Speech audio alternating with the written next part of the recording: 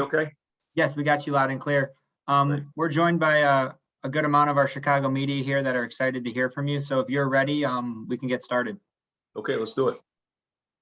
First up, Pat Finley from the Chicago Sun-Times.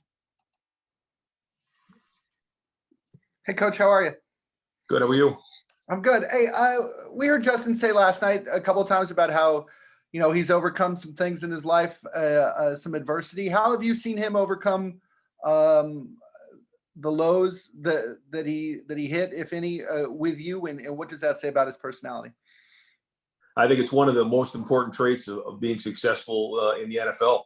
When you think about the guys who make it in that league, they can overcome adversity, and he's done that. Just maybe, looking for an example, I thought after the Indiana game, that was a hard game for him to kind of overcome. And then he turns around a couple of weeks later and plays the best game of his career against Clemson in the biggest stage in college football, really. And so, to see him kind of, work through those type of things, transferring over from Georgia to Ohio State, just to kind of walk into that locker room, we're a proud program, with a lot of guys who, think very, very highly of our culture, and to bring somebody in like that is not easy. And then to be a leader, the way he stepped in and kind of, grabbed onto the locker room early on. And then also, there was adversity, just that, as he stepped into that role of, can he be what everyone thought he was going to be coming out of high school, which is a very highly recruited player playing at Ohio State. And there's a lot that comes with that and the expectations. And so passed all those tests and now on to the next thing. What about his personality enabled him to handle that sort of pressure? I think when you look at Justin, he burns hot on the inside, but you can't always see it. He's pretty even keeled. He doesn't, get real emotional. At least you can't see it from the outside. He kind of keeps it close to the vest.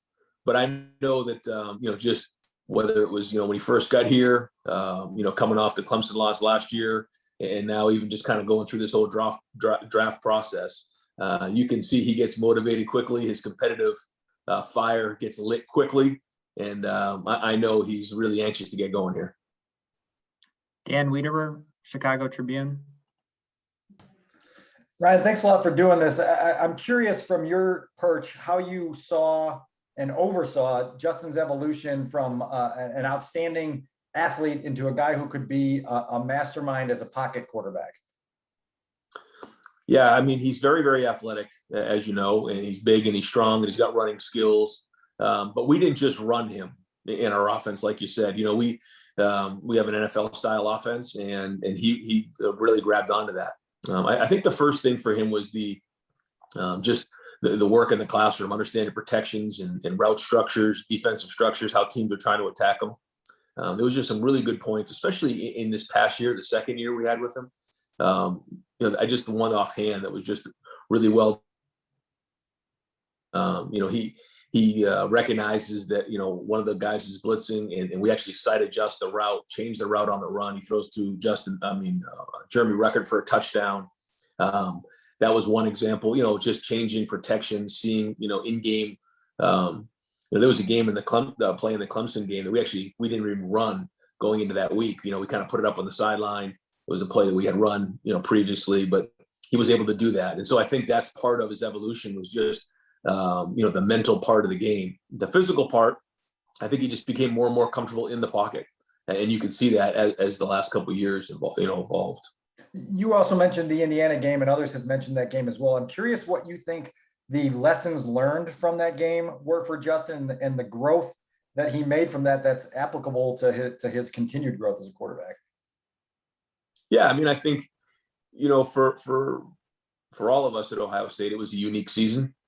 And when you start to lose games and you don't have a lot of, body of work, and you have an opportunity to impress, whether it's for a Heisman race or to be a first round draft pick, it's just very natural to try to, force the action. And that's really what happened, and he kind of owned it, and we made that adjustment, moved on, and it really never happened again. And it was an anomaly. So, and I think maybe one thing that played into that was the first play of the game. We throw an 80-yard pass, and then on the second play we throw a touchdown, and it was like, okay, we're just going to roll on these guys. And I think maybe that's kind of what he expected. But But that's part of the growing process. And the only way that you learn is by failing. But can you overcome that and then make sure things like that don't happen again? And that's what he proved. Jason Leisure, Chicago Sun-Times. Brian, what did you think of the toughness he showed at the end of the season, playing through those injuries in the championship game? Yeah, I mean, in 2 years, he missed really just a couple plays. One, he took a helmet to the knee in the team up north game, sprained his MCL, went out to the sideline, put a knee brace on, and the next play, scrambled to his left to a 30-yard touchdown pass in the back of the end zone to Garrett Wilson. And then in that Clemson game, took one of the more vicious shots I've seen in a long time. And then the first play back, he comes in, rolls out, throws a touchdown pass to Chris Olave, and then never came out of either of those games. And I just think that that's his toughness. That's his competitive toughness. And when you're projecting somebody into the NFL, you better be tough. You better be physically tough and mentally tough. You're not going to be able to survive in that league if you're not willing to take shots, because you're going to take shots in the pocket and you got to sustain through a whole season. But then mentally tough, because you're exposed, and he knows that. He knows that from being at Ohio State, and I think that's where he's going to have a quick transition. But he's mentally and physically tough. Adam Johns, The Athletic.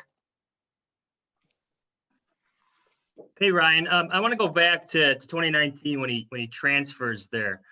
And just from an intangible sense, how did you see him connect with the teammates almost right away? How did you see him show that leadership? How did you see him connect with the coaches right away? Like, what type of jolt was provided to the team there? He has a quiet confidence that kind of permeates around the locker room. You can feel it, you can see it. And I think when you get on the field, the guys believe in him because he can do so much. But he also really lives his life the right way. I mean, he's not all over the place. Really this whole season, it was him and his dog in his apartment, and he was at the Woody Hayes Center. I mean, that was it. And so I think he demands this respect of the team because of who he is, his character, his talent level, what he does on the field, but then also how he carries himself. And everyone has their own leadership style. I mean, he can get after you if need be, but he also can put his arm around you and connect with you that way and kind of pull guys along with you. So he'll do the same thing there. And it doesn't just happen overnight. You have to get the respect of the locker room first, and that's I know that's first on his mind. Hub Arkush, Pro Football Weekly. Hi, Ryan. Thanks for doing this. I know you shouldn't be asked to discuss any medical issues or anything like that with Justin, but I'm curious, was there ever a time when you were forced to adjust any schedules, procedures, practices, anything that you might normally have wanted to do to allow for, Justin's condition? No. I mean, the only time we ever had to adjust anything was really leading up to the national championship game, when he could barely get out of bed because of the shot he took in the Clemson game, but he still found a way to play in that game and actually play okay without really practicing.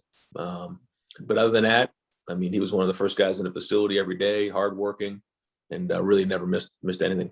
So, but being aware, I assume, of this epilepsy question or concern, nothing relative to that caused you to do anything special? I mean, we were aware of it, but Justin was very, very professional and mature about it. He took his medicine, and we never had an issue. Thank you. Mm-hmm. Adam Hogue, NBC Sports Chicago. Hey, Ryan. We heard a little bit about your relationship with Matt Nagy. I'm just curious what the background is there and how you guys know each other, and maybe some of the conversations that you guys had leading up to this pick. Yeah, I mean, our relationship goes back to when we played each other in college. He was a quarterback at Delaware. I was at New Hampshire. We had some great battles against each other. And we've stayed in touch.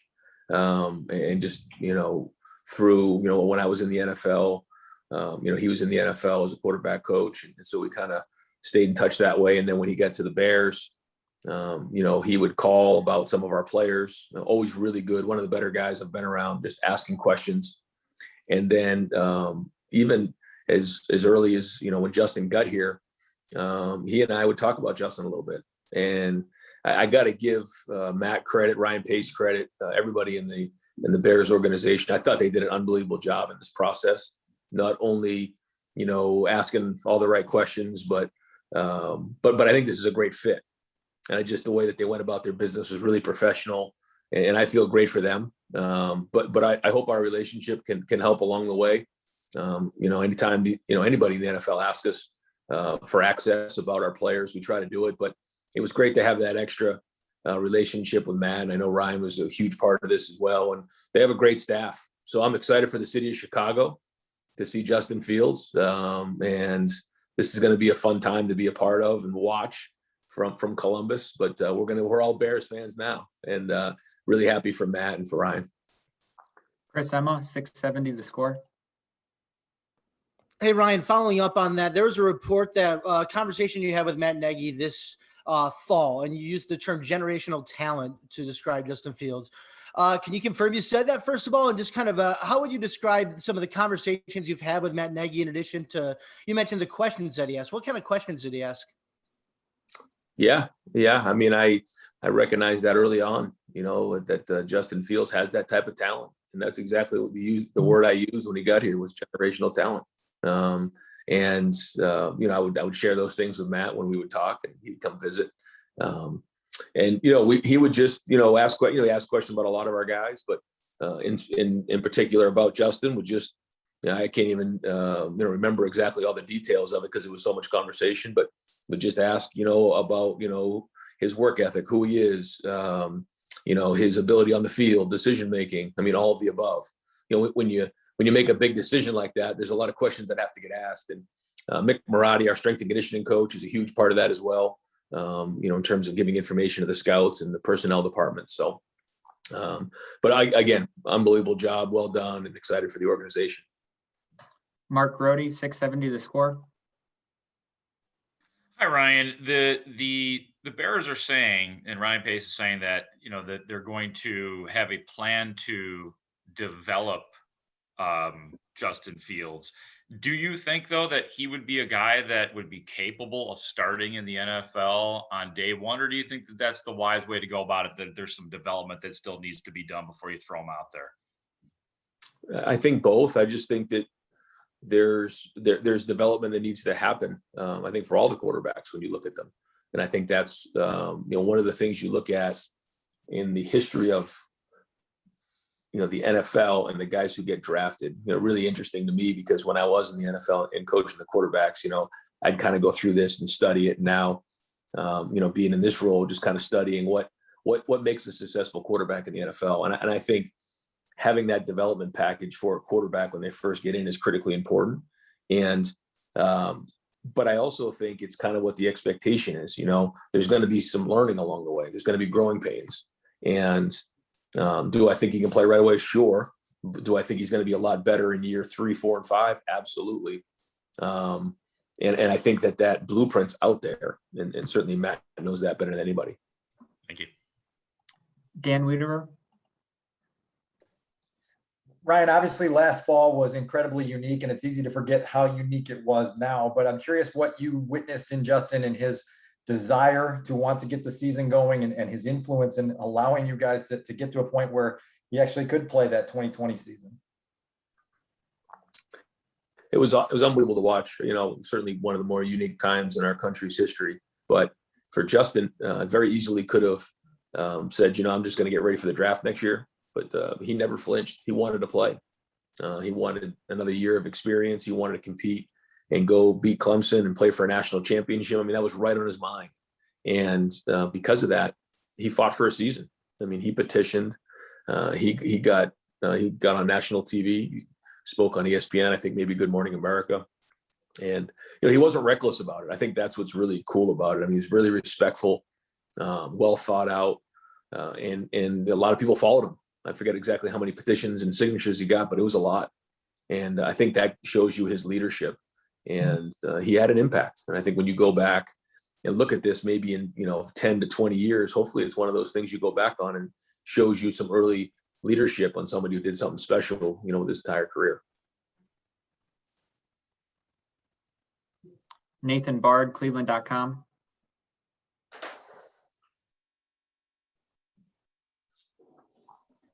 Are you there?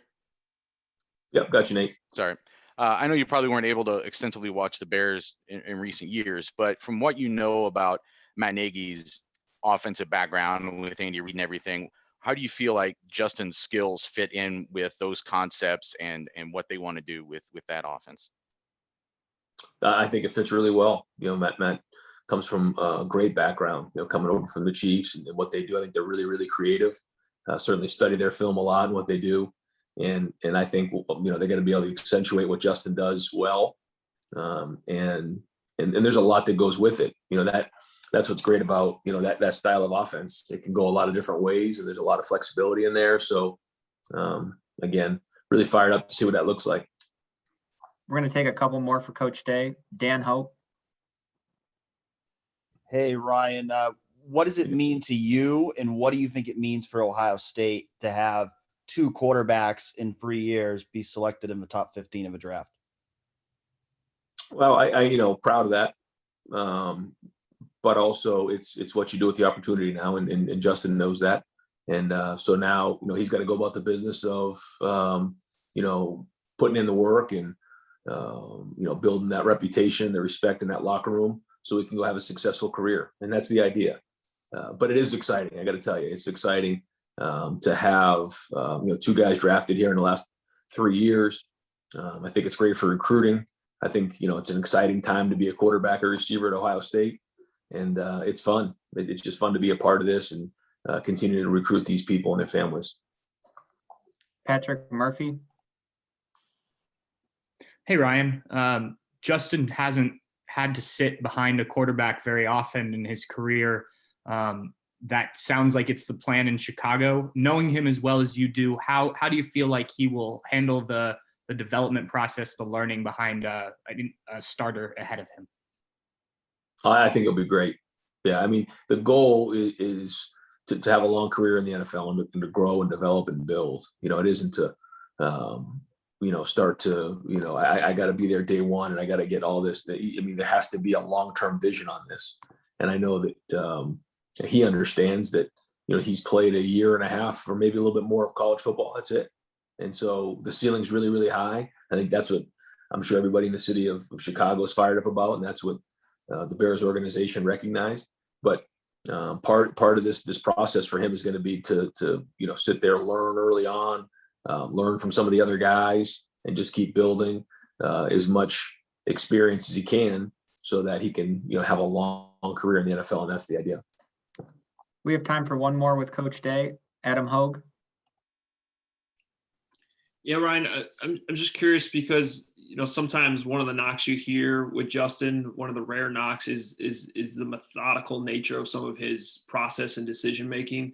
You're his coach, really more about that, and obviously you run an offense where it's a lot of vertical things downfield. It takes time to develop. So how much of it is part of the scheme? How much of it is legitimate? And like any quarterback jumping to the NFL, how do you think he'll handle the adjustment with timing? Because obviously everything's faster in the NFL.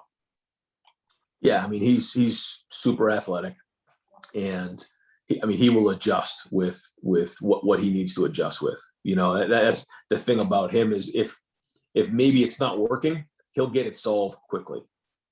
The thing I always go back to is, he's never not succeeded in his life at what he's really set his mind to. And so, he was really, really successful at Ohio State. I mean, the numbers speak for itself and what he did. When that game picks up in the NFL, I'd be shocked if he doesn't pick up really, really fast and make those adjustments. Why? Because he can. I mean, he's really intelligent. He's really athletic and really competitive. So, he'll get that really, really fast, and they'll train him in those areas. But when he was with us, his decision-making and all that stuff was excellent. We're all set, Coach. Thanks so much for taking the time to talk to us on the Chicago media. Really appreciate it. Absolutely. Thanks, guys.